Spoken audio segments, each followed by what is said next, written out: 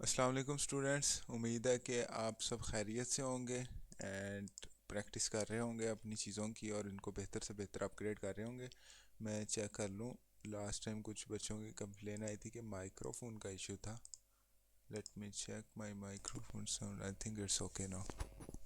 Okay, तो last time जैसे यहाँ पे स्क्रीन पे शो हो रहा है, हमने क्या डिस्कस किए थे, जो टेक्स्ट की फॉर्मेटिंग है बेसिकली उनको डिस्कस किया था। आज की इस वीडियो में हम डिस्कस करेंगे कि फ़ॉन्ट से रिलेटेड हमारे पास सीएसएस की कौन सी प्रॉपर्टीज़ और उनकी क्या क्या वैल्यूज जो है वो आती हैं। Let me delete this one. Okay, so यहाँ पे मेरे पास क्या है, एक पैराग्राफ है जिसको मैंने क्लास दी हुई है फर्स्ट पैराग्राफ की। अब इसी पे मैं जो है वो अपनी सी एस एस की कुछ प्रॉपर्टीज़ जो है वो फ़ॉन्ट से रिलेटेड अप्लाई करके दिखाता हूँ ताकि आपको उसका आइडिया हो जाए। तो मैं यहाँ पे हमारे पास लास्ट टाइम हमने डिस्कस किया था टेक्स्ट डेकोरेशंस, तो मैं इसको जो है वो कमेंट कर देता हूँ HTML में इस तरह से। Okay, and let me remove this one, comment this one as well like that. Okay, so आज का लेक्चर होगा बेस्ड हमारा किस पे ऊपर, फॉन्ट के साइज़ के ऊपर। तो मैं इसको जो है वो हेडिंग दे देता हूँ CSS फॉन्ट की। ओके, ये मैंने जो है वो इसको हेडिंग दे दी। ओके, अब क्या थी मेरे पास क्लास मेरे पास क्लास थी फर्स्ट पैराग्राफ। अब बेसिकली हम क्या करने वाले हैं, इसको मैं रिफ्रेश कर लेता हूँ। Let me open this one again, go live.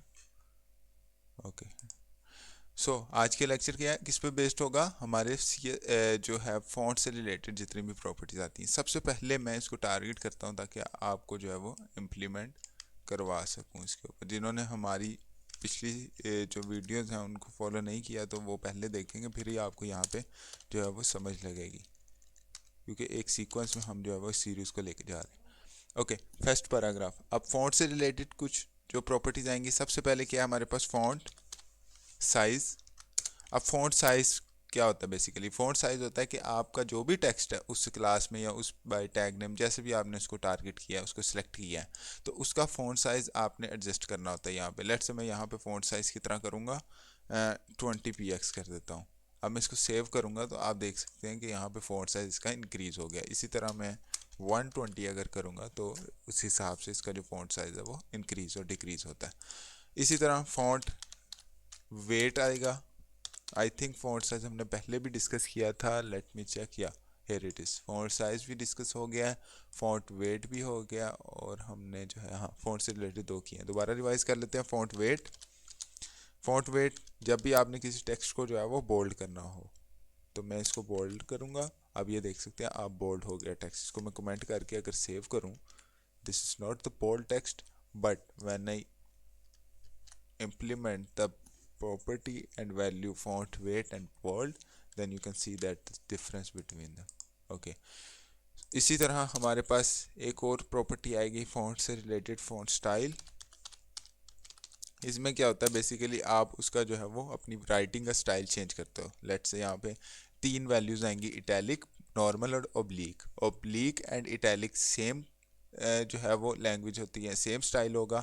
अगर मैं ओब्लीक लिखूंगा और सेव करूंगा same like italic, and if I change it to italic, then also the same. So basically there is no difference between oblique and italic, and the normal is by default.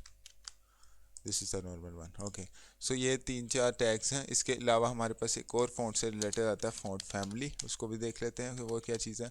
अब font family में ये देख सकते हैं आपने by default इसने कितनी ज़्यादा हमें फैमिलीज दे दी हैं।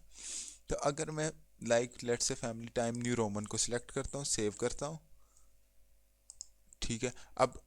अब ये बेसिकली डिपेंड करता है हमारे ब्राउज़र के ऊपर कि हमारा ब्राउज़र किस लैंग्वेज से जो है वो कंपैटिबल है।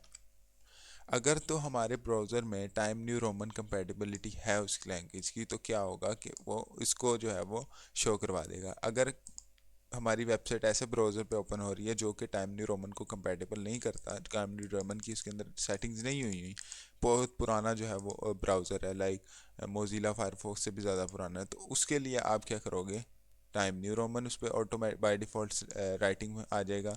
अगर टाइम न्यू रोमन भी नहीं है तो आपकी थर्ड है। इस तरह से आप डिफरेंट फ़ॉन्ट फैमिलीज़ को जो है वो यूज़ कर सकते हो अपनी वेबसाइट के जो फ़ॉन्ट है या जो टेक्स्ट है उसकी स्टाइलिंग के लिए। तो ये 3 से 4 प्रॉपर्टीज़ थी जो हमने आज डिस्कस की हैं फ़ॉन्ट से रिलेटेड बेसिकली सीएसएस के अंदर।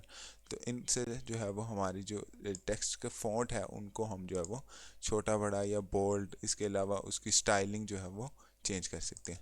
तो इस वीडियो में हमने सिर्फ इसी को देखना था कि सीएसएस के जो फ़ॉन्ट है उनकी कौन कौन सी प्रॉपर्टीज़ होती हैं।